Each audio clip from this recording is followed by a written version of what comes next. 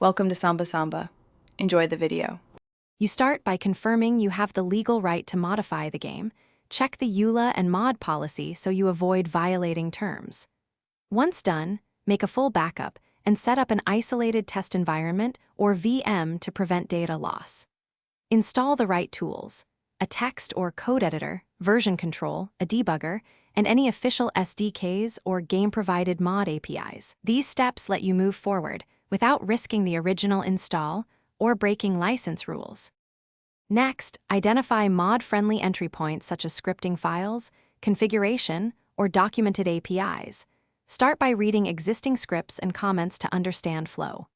Then implement small, incremental edits and commit each change with clear messages so you can revert easily.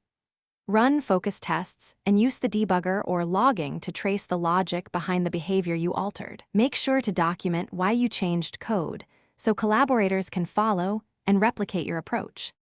Finally, package your changes following community or developer guidelines and include a README and license so others know how to install and what's allowed. Test the mod across different game builds and clear caches when results look inconsistent, and always keep rollback instructions. If something breaks, isolate the failing change, inspect runtime logs and debug output, then revert to the last working commit and reapply edits incrementally. One key troubleshooting tip: if behavior is inconsistent. Thanks for watching. Consider subscribing if we helped you.